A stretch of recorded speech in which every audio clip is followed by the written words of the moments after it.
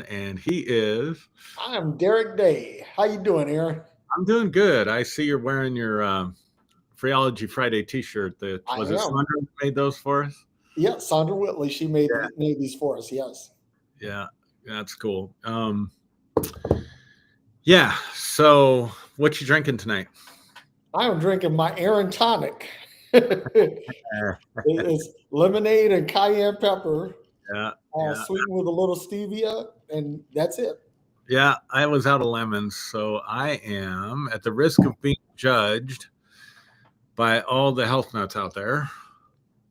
I'm actually having a pop. I don't drink a lot of pop, but I am having caffeine-free Coke Zero. Okay. So I don't want the calories, and I'm just tired of water, frankly. Well, guess what? It's keto friendly. If that makes it any better. Yeah, yeah. I'm not anywhere close to my ideal weight where I want to be, so I'm trying to stick with it. And my light, for whatever reason, is just fine until I decide to jump online, and then it starts acting I like was thinking you were setting a disco atmosphere or something. yeah. So it may continue to do that. If it gets too annoying, I will dismiss myself and unscrew it. Is that unscrew it or screw it? Unscrew it. I think it's going out. Unscrew it. And I was thinking, wouldn't it be nice if we could just unscrew ourselves? Oh man, that. Or unscrew America, or I don't know. Anyway, so you want to introduce the topic tonight, or you want me to do it? Well, I'm going to go ahead and turn it over to you. I'm going to defer to you on this one. So we have talked a lot about authenticity and being authentic and being our best and most authentic selves, right? Yeah. And I was thinking this week about how that can be problematic for us, but also for people in general. So I looked up the definition, the etymology. The etymology is interesting. It comes from a Greek word, authentikos. And the first part of that is auto, so self or independent, right? And the second part of that is hentes, which means to be a doer. So it literally means to be yourself or to do yourself. That different connotations depending on how you hear that. And it's interesting, Derek, because as far as I can tell, it was a common thing in the Greek world, the Greco-Roman world, for there to be pseudo authors, right? Or pseudonyms, or people to say that they were writing as someone that they weren't. So usually it was very seldom that the person who gets attached to their writings is seldom the person who writes it, because they had scribes back then, right? Mm-hmm. So we talk about Paul. We talk about Paul's writing, just to make this relatable for people that might have come out of the church or still be there. Scholars say, Paul only wrote 7 or 8 of his letters, and the rest of them are pseudo-Paul. They're written by someone else. Right. But it says that Paul is the author of them. So this was actually a really common thing in the ancient world. And so part of this word, or part of the way this word authentikos is used in the ancient Greek, is when you authored something yourself and put your actual name on it, then it was considered to be authentikos. Right. And so that's where we get kind of this thing of authentic. But I was thinking about a different way to say it: be yourself. And I remember I used to get frustrated when I was younger, especially, and I was still trying to figure out who I was. Mm-hmm. And people would tell, and I was a nervous person. I came by it very naturally. I say that I come from a family of champion warriors and anxious people. It just kind of runs in my family genetically. It just does. Yeah. And so trying to somebody would say, be yourself. And I would get so frustrated with that, because I'd be like, I don't know what that means. I don't know how to even be myself. I don't even know who I am. Right. Yeah. And we can go through at various different seasons in our life. We can go through identity crises. We can go through existential crises. Most of us, I suppose, that watch this are either have deconstructed or are at some level of deconstruction. And the term deconstruction, for me at least, meant myself was being taken apart. The way I understand myself, the way I know myself. So if you are very committed to a faith, doesn't matter what it is, a religion, a political party, even, and you draw your identity from that. So to be yourself, if you're very right leaning, which we both were at one time, Yep. then to be ourself was to express our opinions about policy issues, social issues, and to do it from a very right-leaning perspective. But now neither one of us are right-leaning at all. You're probably a little bit further to the, I would say I'm left of center. You're probably a little bit further left than I am. Yeah. But it's, I'm very flexible with that stuff. Who cares on that stuff as far as I'm concerned. But that means for me to be authentic, if we were talking about politics, for me to be authentic now would be totally different than the person that I was, say, 15 years ago. For you, very different from the person that you were when you were a radio talk show host and that kind of stuff. But both iterations of you, as well as both iterations of me, would be authentic to where we are. So I got to thinking about this phrase, authenticity is not a destination, authenticity is a journey. And just coming back to the etymology of the word or breaking the word down, autos, so if we think about being autonomous, having our own authority basically over ourselves, we exercise the right to make our own choices.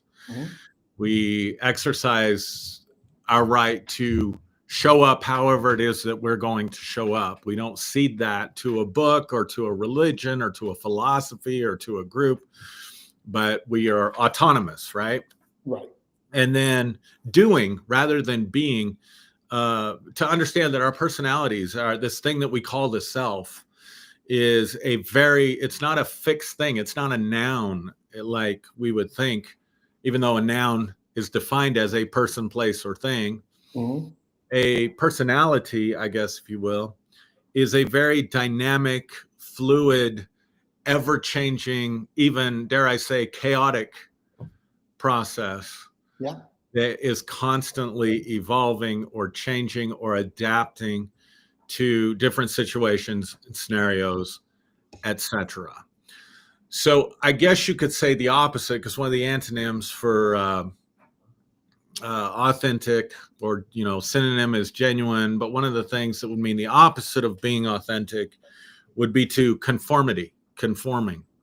And there are times that we are best served to conform.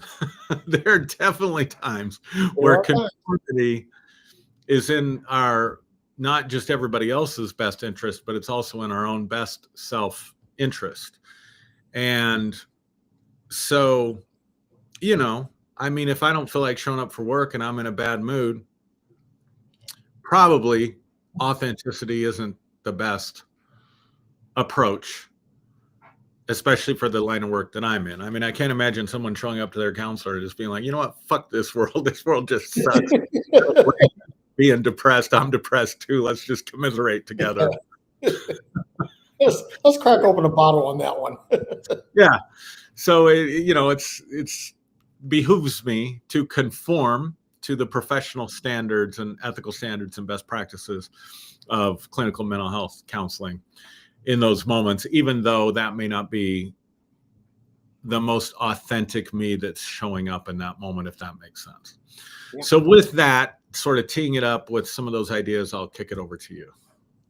Well, you bring up a really good point. Before I really go down the rabbit hole with this, when we talk about being our best authentic self, I think that there's something that needs to be considered called situational authenticity. I like that. Because you conforming to the standards of your profession doesn't make you any less Aaron. It just means that this is something that you have to adapt to in order to continue to remain gainfully employed. Right?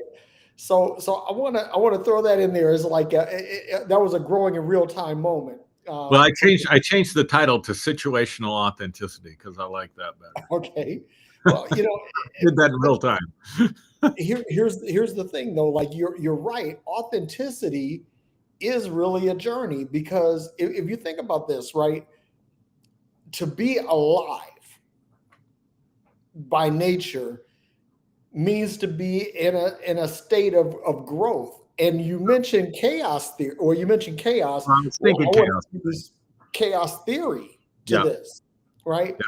Because chaos theory just simply says that the small incremental changes can have a massive effect on a system, right? Yeah. So we make these finite adjustments, these small adjustments, and they produce big changes. But what I was getting at is that and we talked about this in a previous episode. The only time when you are fixed, static, unchanging, and even then you're not. But when you're dead, right? When they put you in the box, they dress you up, they put the makeup on, and that's how you look. Pretty much until you decompose, right? Yeah. And anyway, I'm not going to go down that rabbit hole, but anyway, you're pretty much fixed in a place. You're not changing. You're not adapting to anything, right? But as long as you're alive, situations change, circumstances change, your mindset, your perception of reality, your perception of things around you, the perception of others, of you and surroundings, all of that is dynamic. Yeah. It's constantly changing. So how can you say you're being your best authentic self if you find a finite fixed point and you say, well, I don't change. I don't change. And nobody is that way. Even the people who are the most galvanized good or the most strident asshole, they're in a state of flux. Yeah. And they, they might be more or less good or more or less an asshole or vice versa. They slide on the spectrum. And that's the other thing too, is that we have to look at this as like authenticity is not like détente. Like remember the old channel knob on your TV? On VHF, it had détente. It had specific clicks for each channel, right? But when you went to UHF, it was more like a rheostat. It's like you had to turn it carefully to tune into the station. Right. So and so what we have to look at is that that our authenticity sometimes is manifest as détente, but the reality is that it's really more like the UHF dial, the rheostat, or like the knob on a radio, right? Yeah. For those of you who remember what radio. Yeah. You have to tune it carefully, and here's the other thing. I want to introduce a little bit of quantum physics here, right? Sure. Because your position, in other words, like Heisenberg's uncertainty principle says that you can know the position of a thing but not its velocity, or you can know its velocity but not its position. And so you have to rely on probability to kind of dovetail the two into some some probable state or some probable location or some probable speed, and all of that is probability, and you never know it precisely. So you and I have known each other. We've been doing this show now. We're in year 5 of Phreology Friday. Amazing, right? and we've probably known each other a couple of years before that. So we're probably looking at about 7 or 8 years of knowing each other. And you're what I call steady Eddie.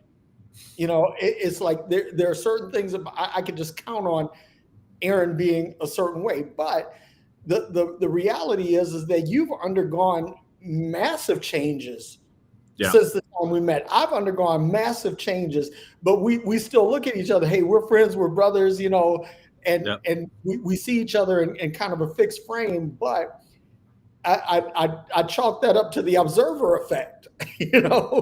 That when we observe, we collapse a wave function, and you get some observable quantity, right? Some measurable quality. And so I think that's kind of what it is that you and this is when I trip out on this, because a lot of times people will get into this and they'll say, oh, well, you're being fake, you're being phony, you're not being intellectually honest or whatever. And I'm guilty of saying that. I use that word intellectual honesty very, very loosely. but the thing is that sometimes it's not really people being intellectually honest. It just means they stepped outside my viewfinder, right? And so now I'm not seeing them. I'm not seeing them in the frame that I'm accustomed to seeing them in, because I'm not willing to pan my camera to put them back in focus. Their authenticity may or may not have changed. Yeah. Or they may have undergone some change that augments or some otherwise change their authenticity. I just haven't perceived it, or I haven't applied the right observational characteristics to cause the wave function to collapse for me. Mm-hmm. So, and I know that's getting really kind of off the trail, but it's good.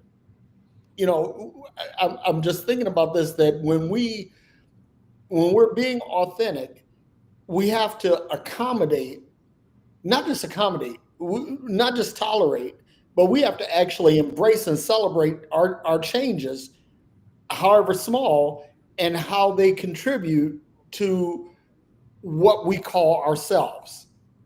And that's where I'll stop. So, yeah, I'm again growing in real time as we're talking about this, but one of the things that we do, and it's fascinating to me that we really are, and I'm not just talking about you and me, I'm just talking about human relationships or human beings in general. We really are, it is a dynamic process, and we really do impact one another at a very profound level. And here's what I mean. I noticed that our mutual friend, Daryl Carlson, yep, I'm going to use him as an example, that he put a comment up here. It's a great comment too, by the way, Daryl. But if I say Daryl Carlson and I said a mutual friend and you said, yep, it's because we both have an internal representation of Daryl. Right. Right. Now, if I talk about, and I won't mention anybody's name, but if I were to pick a name of a person that I work with, I have an internal representation of that person. You do not have an internal representation of that person. So you would not know who that person is, right? Yeah. And in psychology, we call these internal objects.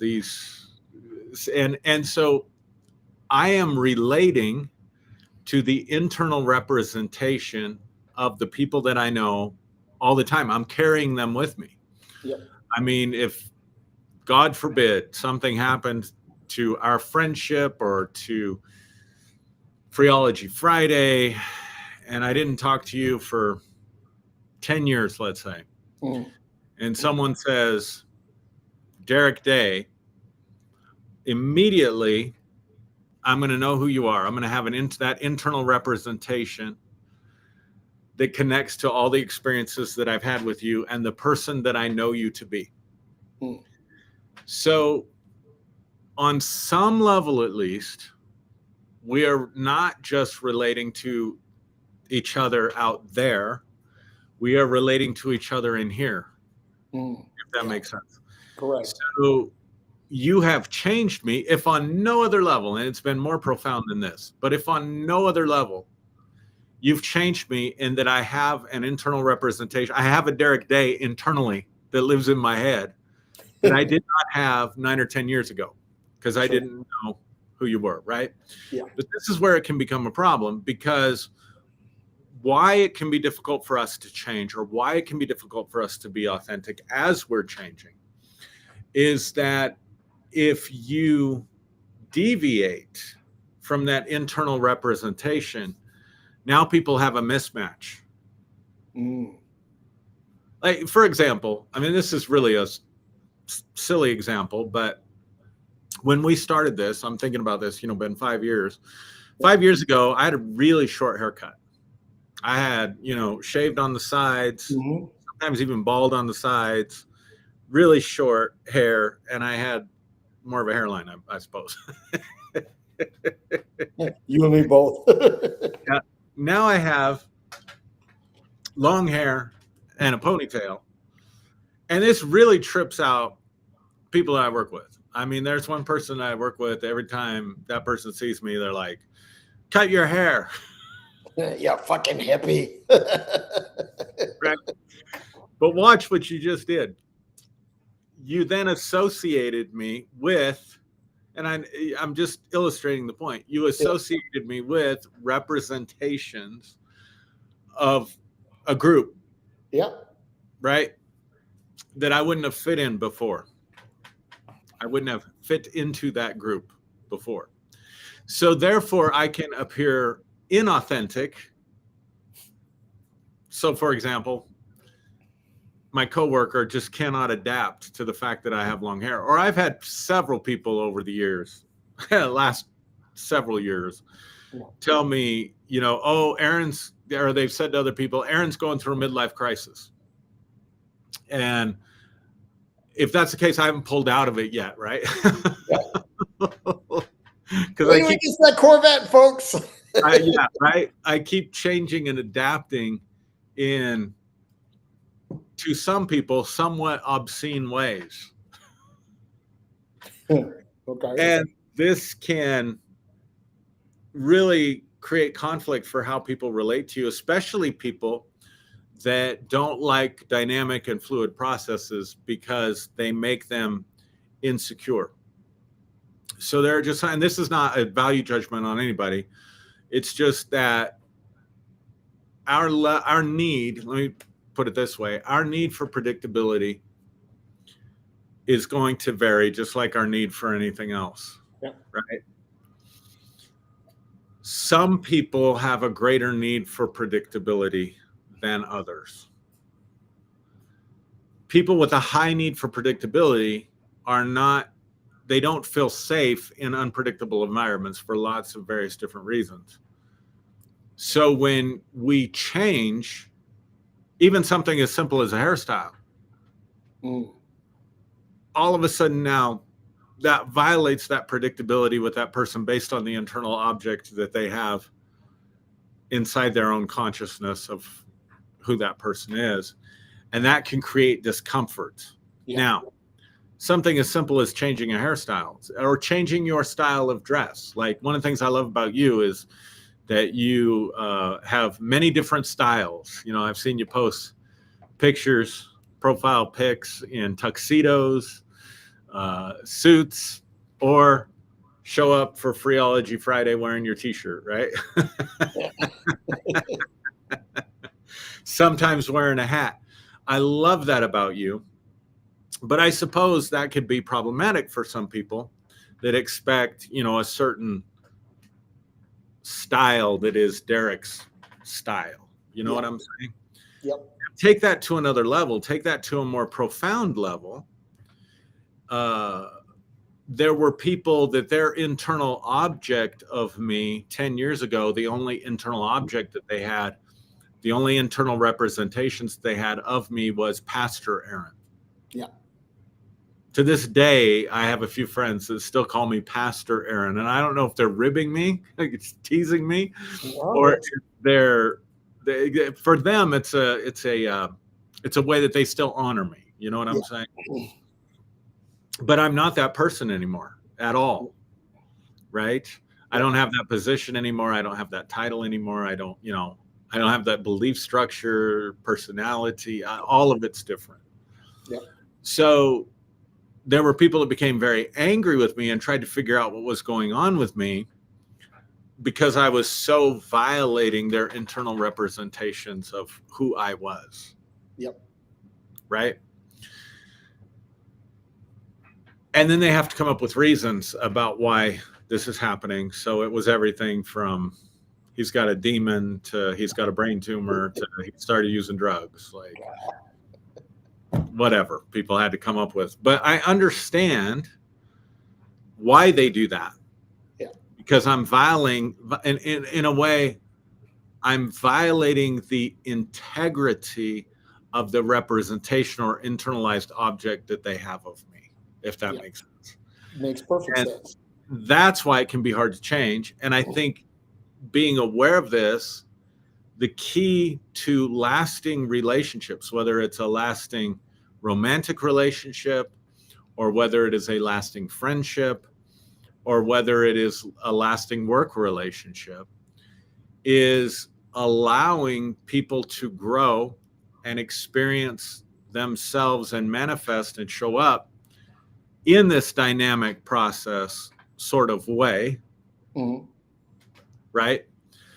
So giving each other the space and the room to do that without demanding that you continue to conform to the internalized object that I have, that I'm relating to, which is actually a past iteration of you. It's an antiquated version of you. So on some level, almost all of us are relating to an antiquated version of the person that is in front of us. Yeah. Especially if that person is growing and dynamic and spontaneous, and especially if that person is authentic, because authenticity is a journey, not a destination. Okay, I'll kick it back over to you. No, that's good stuff. So this gives me an occasion to use an Aaronism, right? All right. The map is not the territory. Yep. Right. So we have I have an internal version of Aaron that lives in my head, right? That's a map, right? Yep. But you're the territory. So at any given time, the territory is subject to change, just like topography, right? Maps change because geology changes and geography changes and climate changes, and all of these things have an influence or impact on the landscape, right? So I was thinking about this. I used to have a car that had a GPS, and it was one of the early GPSs in a car. The catch was that the way it did the GPS, it had a satellite tracking system that aligned what it had from satellite data with what was on DVDs, right? So it would read the DVDs based on geosynchronous satellite locationing, right? GPS triangulations to find out where you are, but this disc would tell you what was around you, the streets, the buildings, things like that, right? And then it would also have real-time traffic data, what they call RDS, right?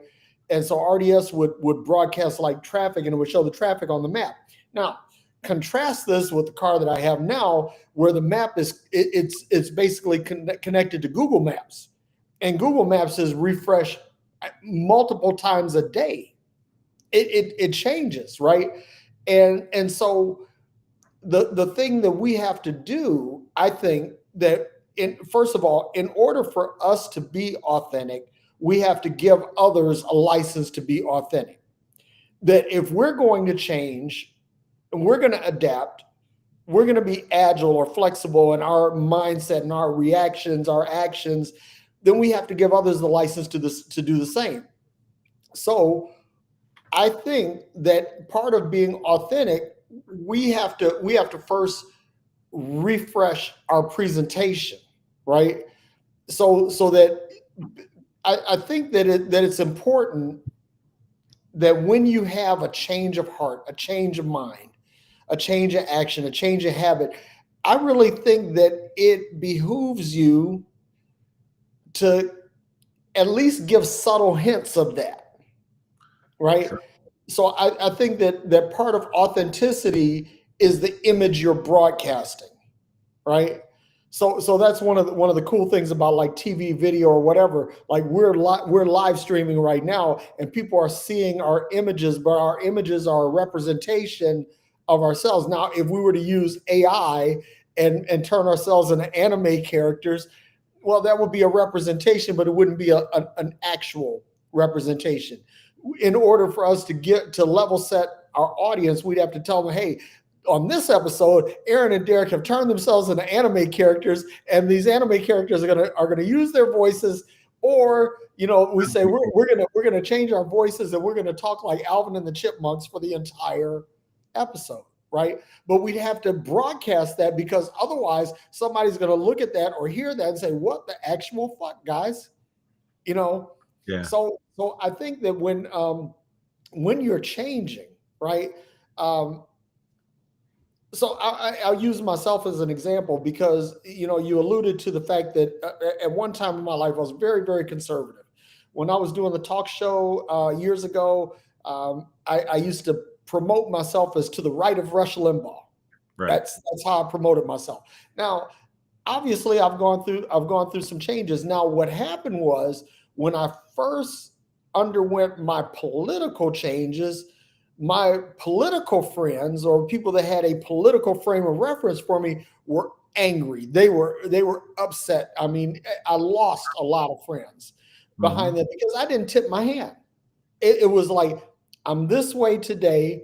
Now, during this quiet period, like the period between Malachi and Matthew in the Bible, Very silent years. Great silence. I'm thinking about things, and then I come out and no, I realized that all of that was bullshit. And people were like, no, that doesn't work, Derek. Well, if I had maybe tipped my hand along the way and shared some of the things that were altering my internal dynamic, maybe they might have been less traumatized and maybe more willing to accept the changes that I made. So what I say is that and let me use you and I as an example, because like I went through a period where I was a pretty militant atheist, right? And so we used to talk about this, and used to say, well, like I understand where you are, but I could never be an atheist because this, that, and the other, right? Well, listening to you, listening to my wife, listening to my sister, and people that were really close to me, who I trusted, I had to walk that back, and I said, okay, I'm okay with the possibility of something greater, right? Not the God of the Bible.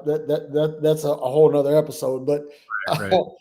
But what I did over this period, like when I went from Christianity to atheism, that was a shock to a lot of people, because I didn't tip my hand. I didn't share my progress, how I got there. I just woke up one day and said, okay, here we go, guys. But now over the last couple of years, last 2 years specifically, I've been introducing my nuances to people who are close to me, and not just people who are close to me, but people who perceive me publicly, and say, okay, these are the things that I'm considering. This is what I'm thinking about. This is what's on my mind. And so now people see the changes and they say, oh, okay, that makes sense. I don't necessarily agree, but I get where you're coming from, kind of thing. And so people are less shocked. This does in no wise changes my authenticity. What it does is it represents growth and change in me. It looks like I froze up. Yeah, you did. I wondered if it was just on my end. Yeah, can you still hear me? I can hear you fine. Okay. So keep going. Hang on for a second. There we go. But you know what? That is a perfect illustration of because people freeze up in our minds and we don't allow them to have to have movement. Yeah. I love it. So anyway, that turned out to be a very timely illustration. Yes, it did. Yeah. So anyway, I think that being authentic, right, is broadcasting a true image of yourself. But when you're broadcasting an image, like, to use the illustration with the freezing up, is like, if it's frozen, I'm projecting a frozen image, a photograph, essentially, right? But if I'm moving around, I'm blinking, I'm speaking, my facial features, my expressions are changing, right? So does this change who I am? No, it doesn't change anything, but it does change the what you see or what you perceive of me at a given point in time. That's it. Yeah. One of the, I guess, Buddhist principles and it probably exists other places too, but Buddhism is what comes to mind when I think about it, that I think is really helpful, not just in relationship to what we're talking about, but just life in general, is this idea that permanence does not exist. There's I don't know if you'd call it a Buddhist proverb or koan. Did I get that right? Yeah. Or just a saying somebody said, but you never step in the same river twice. Yeah. And I was thinking about that recently as well, just life in general, that everything is everything's in motion. Everything is energy, right? Everything is in some kind of dynamic process. Superposition. Even things that appear solid are not really solid, right? But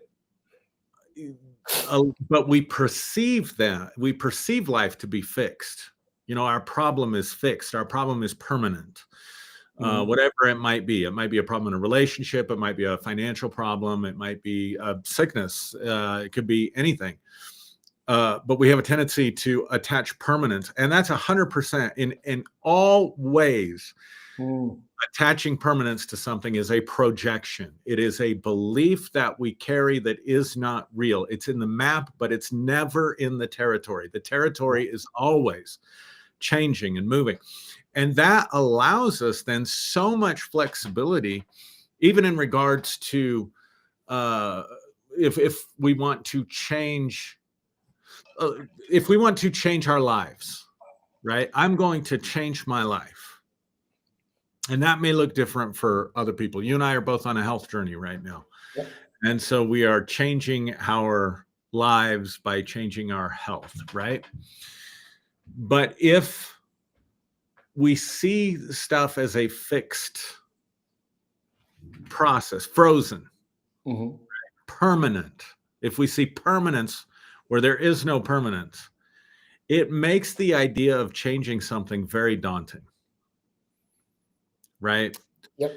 If I think I'm permanently stuck, which I do right now, I'm just going to be completely honest and transparent with the audience, at a certain income level, because I've never made above a certain number in any given year of my life. And so I am in this class, if you will, of socioeconomic existence. And it feels very permanent because it's the only thing I've ever known. It's the only thing I've ever experienced. It's the only place that I've ever been. But I understand that in order to go to the next level, right? Yep. Things about me have to change. It's very much related to what I am doing or what I am not doing. So I have to make changes. So if I talk about changing something that appears to not already be changing, you see what I'm saying? So like if it's permanent, if it's not permanent, then it's always in a state of flux. It's always in a state of change. It changes every day. Yep. And that is true. I mean, because if nothing else, prices change every day. So what I can afford and can't afford is going to be different from day to day, right? Yep. And it's just helpful for me to be reminding myself right now, nothing is in a state of permanence. Everything is in a state of constant change, because then I don't have to move an immovable object. You see what I'm saying? Yep. And so it's the same thing with relationships. It's the same thing with people. So I've been really trying for the last month or so to be very intentional when I approach people, that I approach each interaction and each moment almost as if I don't know them. Not in a negative way. I mean, that could be very negative, right? I get what you're saying. That makes perfect sense. But that allows the other person flexibility, and that allows me then to know that person in a fresh and different way with every interaction. And by doing that, I may see something that I didn't see before. I may gain some insight that I didn't have before. I may gain some knowledge and some wisdom that I didn't know was right there in front of me the entire time, right? Yep. That can be beneficial towards whatever it is that I'm trying to work towards or accomplish or change. about my experience of life in order to make it more satisfactory. And you know what you're saying, this is really good. This is a growing in real time moment, because what you're saying is absolutely right. You're actually meeting everyone you know for the first time with every moment that you spend with them. Yeah. And I'm going to give you a technological example, right? Because we're looking at our computer monitors right now, and our computer monitors render an image based on something called refresh rate. And so the refresh rate is how many times an image is being rendered.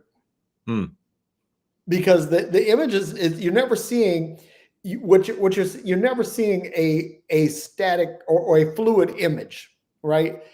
You're seeing a representation of that. Like when we see people in real life, we're seeing an actual movement of their bodies. But when we're looking at somebody in a monitor, we're looking at the refresh rate, and the faster the refresh rate is, the more lifelike it seems, right? The better it is. But with each passing of the cycle, whether this cycle is like 2.6 gigahertz or something like that, right? Every 2.6 nanoseconds or milliseconds, microseconds, whatever that refresh rate is, a new image is being produced, right? It's like the old thing of making animation out of Post-its, where you draw a stick figure and in different poses, and then you flip it and you see that it appears, you get that gestalt that the figure is actually moving, but it's not. It's just it's your mind playing tricks on you. Well, that's what this is. But if we approach relationships the same way, in other words, and again, this is a growing in real time moment, because I'm thinking to myself, okay, if I'm expecting a person to be a certain way every time, I'm not giving them the latitude to be their best authentic self. Because in order for them to be their best authentic self, they have to be in a state of growth and a state of change. And so what I may see from one nanosecond to another, may be totally different. Right. And I have to be prepared to accept that change without allowing myself to be traumatized by the change. Right. So I have to kind of gird up my loins, so to speak, so that I strengthen myself and, not allow myself to be thrown off my square because of it. Yeah. So that's really powerful. And if you think about this, man, this is one of these ones that, man, I know we haven't finished the book yet. We may need to put this one back. we need to back through this. Now, don't worry about it, man. I trust me, I understand. But the point that I'm getting at is that in order to grow in real time, you have to be able to perceive in real time. And that means that when something changes, you have to be able to absorb and react to the change, right? And that change may be subtle. It might be something that's imperceptible to most, but it might be a significant change. And when people have significant changes that happen in a blink of an eye, I mean, if you think about this, right? Like somebody can have an incident where they walk through the garage and they step on a rake, and the rake smacks them right in the face, right? So what is this person's perception of walking in the garage going to be going forward? They're going to look around and make sure, is there a fucking rake around here? Yeah. And so now their reaction to walking through a garage is going to be different. So let's say you go, your friend comes over to visit you, and they come in through the garage door, right? Well, the first thing, what are they looking for? They're looking for a rake on the floor, because I just got hit by a rake. And so you're like, so man, why are you so skittish walking through my garage? You've been through here a million times. Yeah. And what you're doing is you're not, and again, this goes back to empathy too, right? How do we walk in the shoes of others or see through the eyes of others. Mm-hmm. We didn't get hit by that rake, but that rake hitting your friend is certainly impacting you right now. Yep. And so now you're feeling some kind of way because your friend is walking through your garage with trepidation instead of confidence. Well, dude, I just stepped on a fucking rake, and that's how things can change, and that is not just something like, okay, I stepped on a rake. Whoopee, no, that's kind of a life-changing thing. Yeah. Oh yeah, for sure. Yeah. Matter of fact, I'll give you another example. This just happened night before last. I'm over at my buddy Charlie's house, right? And he says, hey, he asked me to come by. He says, I need some help with something. So I get over there and there's this big ass box in the living room, right? And so he said, yeah, this is my birthday present, right? So we open it up, and it's a pool table. Way cool, right? And it turned out to be kind of a nice one for one that was no real assembly required. We just had to get it out of the box and, fold it, set it up.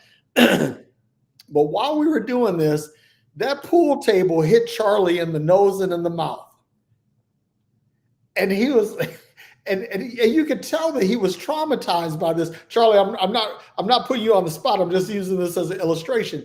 But anytime from now on, anytime Charlie and I are handling a large object, this is always going to be in the back of his mind. And I hope he doesn't think that I let him down. But he's going to be like, man, last time I picked up a heavy object with Derek, I got popped in the mouth. Yeah. and so now that becomes part of that becomes part of his perception of the pool table, part of his perception of large boxes, and part of his perception of me. And I have to be able to accommodate that without being, oh, fuck, Charlie's mad at me, and I didn't even do anything wrong. It was just an accident. But that's an incident, right? I mean, and it's a life-changing thing. Small, subtle, not really caused by anyone, but here we are. Yeah. And so you have to be able to look at situations like that, and when people have a reaction, to not get all in your feelings about it. Yep. So anyway, real life example, going in real time, folks. I love it. I'm gonna shift it just a little bit because I think confidence is important. Yeah. In this process, confidence, and it's interesting to me because. I guess I'm going to brag on myself a little bit here, but one of the comments that I get from people in real life, at least, consistently from coworkers and other people is people will tell me, I wish I had your confidence. Yeah. And I do tend to go into most situations pretty confident. I'd want to reframe what confidence is, though. It's because I don't think about myself in that way. I don't think of myself as a confident person. I mean, I still get anxious and have insecurities just like anybody else. But I think it's my commitment to authenticity that helps. Because it's interesting. Again, I don't know why I'm feeling like Carlton Pearson. I must be channeling his spirit or something. Because, he would always find words while he was talking and then talk about what the words mean. And, and I'm finding myself doing this. But confidence simply means with faith or with fidelity, the con meaning with, right? Yeah. And then fide is where we get fidelity. Now, the reason I'm tapping into this is because when I was looking up the word authentic, especially in its etymologies and its origins, it was the opposite of adulterated. Okay. And so something can be, adulterated. We tend to think of sexual relationships and marriage when we hear the term adultery, but adulterated just means not pure, not authentic, not genuine, right? Yeah. So when there is a commitment to being genuine, when there is a commitment to authenticity, confidence is a natural result. Or you could also say it this way: confidence is required to live an authentic life. Because you are constantly going to be coming up against this problem that we're talking about in terms of other people. That's our problem, right? Like, most people don't lack confidence. I mean, confidence can function on several different levels, but at the end of the day, most of it is tied to the fear of being judged, the lack of confidence. Most of it is tied to the fear of being judged. How am I going to be judged by my peers? How am I going to be judged by my family? How am I going to be judged by coworkers? How am I going to be judged by strangers? Right? Yeah. And so there's sometimes we stay in conformity. I talked about conformity as a positive, but sometimes we stay in conformity with something because we are afraid if we don't conform, we are going to be rejected. We are going to be punished. There's going to be some kind of pain attached to the other end or to the outcome, right? Yeah. I'm not going to be thought of as highly. I'm not going to make as much money. I'm going to be rejected. I'm going to look like a fool. Right? But one of the funnest things in the world, if you can get over that, I mean, honestly, genuinely, if you, and I'm talking to, just people in general, if you can approach situations and people like it's a game and just have fun playing the game, right? Yeah. It is kind of fun to do something that people don't expect, to do something that's completely unexpected for them. I mean, I don't know, I didn't study martial arts or anything like that, but I've been in a few fights, when I was younger. Yeah. And one of the keys, I think, and you can correct me if I'm wrong, because like I said, this is just life experience. One of the keys to winning a street fight, is doing something unexpected. Yep. Surprise is a very powerful tool to have in those situations. Yep. And that can be true of any conflict. It doesn't have to be a physical conflict. It could be any situation. If you can surprise someone and put them off balance in a negotiation, or surprise someone and put them off balance in a conflict, or surprise someone and put them off balance just for the hell of it and the fun of it, it shifts things. If you've never done that, I would encourage people to try that, because it really does. I mean, one of the fun ways, my kid's already onto this, and I don't think he got it from me, but he's been getting like solicitation calls or whatever on his cell phone. Now, God knows why. I'm surprised anybody still makes these, right? Or he'll get hit up by, they're probably bots, maybe, I don't know, but somebody's trying to scam him in like a chat or messenger or whatever, and he'll play along with it, or he'll just totally deviate from the patterns of what they expect. And it's a game for him. Like, how long can he keep someone on the hook? Like if a solicitor calls you, how long can I keep him on the hook?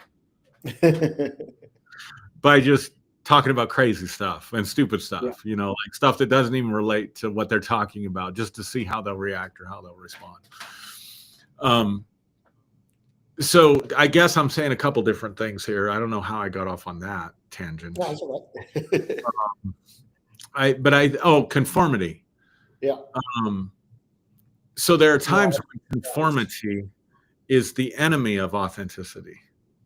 Yeah. Because we're staying in a position, an expression, a behavior, a belief system, a social setting, whatever the case may be, that is not serving us, or that we don't really want to be in,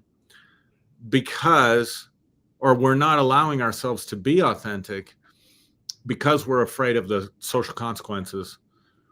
And half the time we're making that shit up anyway, because we don't know what that person's going to think of us. We don't know how they're going to judge us. And so what I have found is that by being authentic, by making a commitment and being intentional about being authentic, then I can give an authentic response to any situation in the moment and be okay. And that comes across to other people as confidence, and the two are actually kind of related, because if we think about doing something with fidelity, with loyalty, with faithfulness, Yep. right? The opposite of, and if authenticity is the opposite of adulterated, then what I would suggest to people is that when you make fidelity to yourself That's good. the top priority, or you understand that the worst kind of betrayal is to betray yourself, because then you are both the perpetrator and the victim. If I betray somebody else, I've got to deal with my conscience and whatever consequences may come from that, because I'm the perpetrator. If I'm betrayed by someone else, then I'm the victim of their betrayal, and I have to deal with that betrayal trauma or whatever comes with that. When I betray myself, I put myself in both positions simultaneously.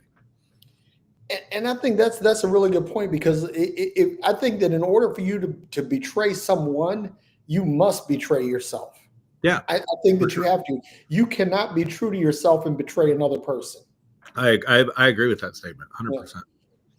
So that I was thinking about this, that so when we talk about being true to yourself, right? Fidelity to yourself. I think that this is sort of, we can kind of make a tangent to mindfulness on this, because if you're not in the moment, Correct. when you're actually either reacting to, or let's just say that you're acting in response to something. Let's not even call it reaction, and it's certainly not being proactive, because a lot of times sometimes being proactive will mitigate risk, that it will mitigate problems, but sometimes proactivity can also be projecting, right? That you're projecting an outcome that may or may not be accurate, right? Right. But if you're going to be truly authentic, you must be truly mindful. You have to say, okay, just like how we were talking about refresh rates in video, from frame to frame to frame to frame, you have to be in that moment. You have to be in that moment. With each refresh, you have to be in that moment, because if you're thinking ahead, you're not being mindful. You're anticipating and possibly projecting, and then if you're reflecting, over reflecting, then you're looking at an image that no longer exists. It's already passed. Yep. So being mindful, I think part of authenticity is being mindful, understanding how to be in the present, how to be here now, right? And if we can do that, I think that that even when situations change, and let me say this too, like you were talking about Street Fight, because this is a really good example, that the only way that like if someone tries a surprise attack on you, if your mind is somewhere else, your response to that is not going to be good. Now, don't get me wrong, sometimes you may have the right autonomic response. Your lizard brain kicks in and some evolutionary response takes place. Okay, right. that may happen, but a lot of times it doesn't, right? Mm-hmm. So if you're in the moment and you're situationally aware and you're alert and you're processing all of the data that's being presented to you, now you can make an adequate response. So when somebody does what they think is a surprise attack, it really isn't a surprise to you, because just fun fact, I did study martial arts, and people always say, watch a person's eyes. No, a person's eyes can lie to you. Their eyes can lie to you. Their feet can lie to you. Their hips, their shoulders, all can lie to you. There's only one part of the anatomy that will not lie to you in a fight, and that's the center, the solar plexus, your center line. Wherever that goes, that's where you're going, right? So if someone faints, like they're going to try to throw a jab and then they throw a right hand on you, well, if you watch the movement of the torso, you can see everything that's happening. Because if I throw this up and immediately your response is, to try to cover, right? but you're watching the hand, and the hand can lie. That's why they call it a feint. You can feint with your head, you can feint with your eyes, you can feint with your feet, you can shuffle or whatever. All these different things. You can swivel your hips. All kinds of different things that you can do to throw off your opponent. But if you're in the moment and you're being situationally aware, and you understand that the center line is the one part of the anatomy that cannot lie, now you say, okay, what they thought might have been a sucker punch really isn't. It's you're aware of it, and the thing is that I think that most people in life, they're not trying to sucker punch anyone. No, don't get me wrong. Everybody from time to time is going to execute something surprising, something that's off-putting or whatever.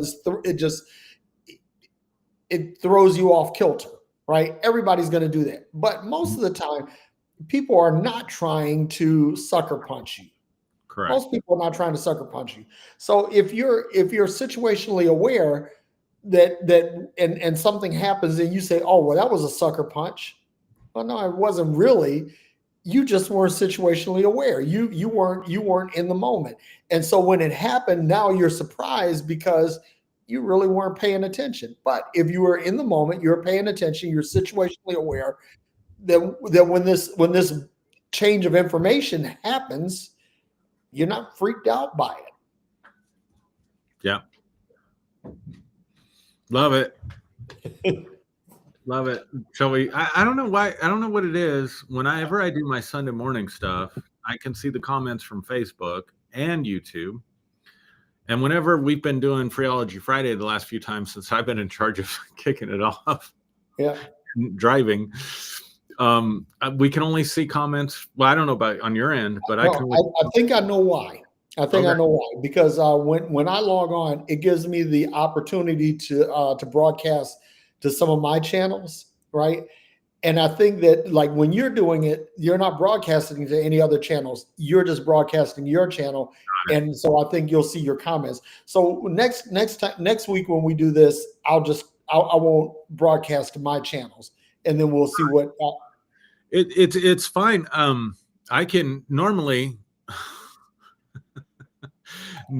I can check those things on my phone. So sometimes I watch them on my phone, but I got to throw out one more quick thing, because you're talking about people say to you that you're a confident person, and people say the same thing to me. They say, I wish I had your confidence.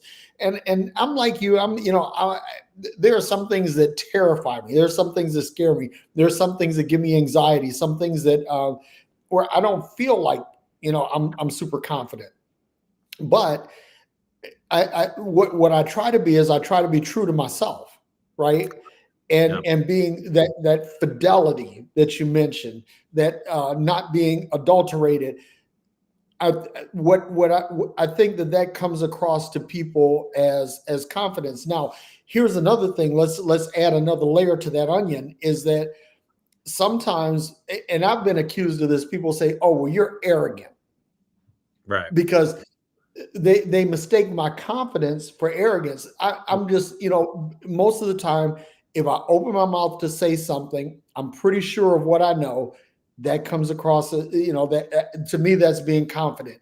That when I react to a certain situation, I react in a particular way because I know I've seen this sort of thing happen before, and I call that confidence. Or where I come into a situation or into a group of people, and I know that there's something that I can contribute. I can come in and be a value add to this situation. And some people look at that confidence and they say, oh, well, that's arrogance. No, it's not arrogance. It's just, when what is the social media saying? If you know, you know. Right. And so I don't think that there's anything wrong with knowing. I don't think that there's anything wrong with confidence. And I think that people who accuse you of being arrogant, I think, are probably not being mindful. They're not in the moment. And that might sound like an arrogant statement too. And there I go, blurred up again. Go, man. I don't know, maybe I died and I'm a ghost now, and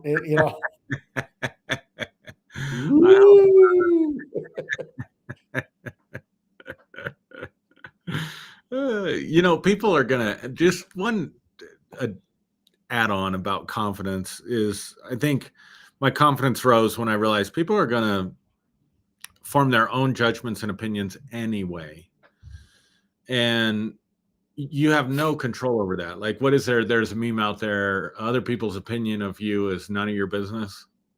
Oh, Yep. No, I'm still okay. here. All right. Other people's opinion of you is none of your business. Yep. That can be a powerful statement to just, but I just decided I got so tired of trying to keep people happy because that was required. That was required for building a successful church. Yeah. Right. I mean, people aren't going to come if they're unhappy with what's happening. But I think I just got so tired of that I was like, I'm just going to do me and let the chips fall where they may. And a lot of chips fell where it wasn't pleasant for me or I didn't expect them to. But man, it just makes life easier when you're just, I don't know, being authentic just makes life easier. Yep. And so anyway, I was going to go over the comments. There's a few that I can see from YouTube, but that's it. Let's see. Lotus Flower here says, being true to yourself is saying no and standing up for yourself in situations that no longer serve you. Yes, totally agree with that. Authenticity is a superpower that anyone can harness. I love that. Yeah. That's really good. Brian Beal says, that's deep, Derek. For sure. Yeah, I think I'm going through some kind of Wi-Fi thing because it's like I'm in Facebook now and it's like it's just kind of spinning. So I think it's a network issue on my end. I don't know what that is or why it is, but it is what it is. Hang on for a second. Let me see if I can. Brian Beal says this. I like this. Conforming is trying to, quote, fit in. Adapting is, quote, being flexible. Like that. Yeah, so I'm seeing some of the comments. Like I went to your page and I'm looking at the so Lynn Leach says mindfulness is in the conscious and subconscious mind. And Alan Dean Soltis, he says, can you claim ignorance or take the fake it till you make it route? Hang on for a second. I'm gonna see what can I get here. Hang on, I'm gonna do something. Oh, okay. So we got a little bit of an echo from the previous. So now I can see the comments. So Lynn Leach says, here for the heresy. Oh, man. Yeah, and let's see. She also, I don't know, Lynn is I don't know, it's Lynn. Lynn's a guy, yeah. Is a guy, okay. He said, according to D.M. Murdoch, Paul's writings may have been from 3 different people. Her pseudonym is Achira S. Okay, so yeah, I remember her. She had another author name. She's passed on now, but in the movie Caesar's Messiah, they cite her a lot. Okay. Yeah. Let's see. Being authentic allows me to. This is Lynn again. Being authentic allows me to alchemize and fine tune. I like that. Yeah. Sometimes you need to sit in the mud. Being all love and light all the time is basically spiritual bypassing. Dude, that is a whole message right there. Shannon Morris says, we make excuses for one another's changes. And she also says, my Christian friends make excuses for me. It ticks me off. If I hear it, I call them on it. Good job, Shannon.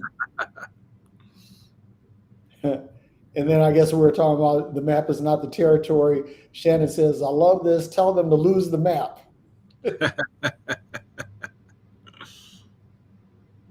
Yeah, and Lynn also says, with change comes grace, give and take. Yeah, for sure. Jermaine Thomas says, we remember. Shannon also says hindsight is 2020. I don't know that it would have made a difference. Yeah. I love again, like another Buddhist thing or something, or an Eastern analogy that life is rowing in a rowboat downstream, but turned backwards. Wow. And that's so true. Such a powerful analogy. It's just so true. We can never see. And I think we need to give ourselves a break a little bit. This is a total side note, but something that I'm constantly trying to affirm people in my work with is you didn't have a crystal ball, Yeah. Something doesn't work out, things get messed up. It's like, hey, none of us has a crystal ball. We're all trying to live life like a guy rowing a boat down a river backwards. You can't see the bend. You can only see it after you've been there. Yep. It's one of the crazy things about life. My and if I might be wrong, but I think this was my martial arts instructor Brad who said this. He said, you should live your life as if you're swimming upstream in the mud. Ooh. And so anytime you're not swimming upstream in the mud, it's not so bad. But if you train or try to live your life as if that's what's going to be the paradigm, then you'll generally be okay. And then there's also David Goggins, the Navy SEAL. He says, embrace the suck. Yeah. Embrace the suck. Life sucks. Embrace it. And if you embrace the suck, then pretty much everything else is not so bad. And last quote, Mark Twain said, your day won't be so bad if you begin it by eating a live toad. So it's just not going to get much worse than that. Yeah. No, probably not. All right, Derek. One more comment here. Tammy said, it's a pretty long comment. She says, I struggle with this. Haven't been a Christian for over 5 years now, but I haven't made a big deal about it on my Facebook. I've shown I celebrate Yule instead of Christmas, but not a whole lot of where I am spiritually on the regular. Probably because I get exhausted with hearing what my old Christian friends have to say about it. There's a part of me that wants to be more authentic and just not care what others think. Just a couple of weeks ago, an old friend sent me a message saying they saw my Yule post and asked if I was still a Christian.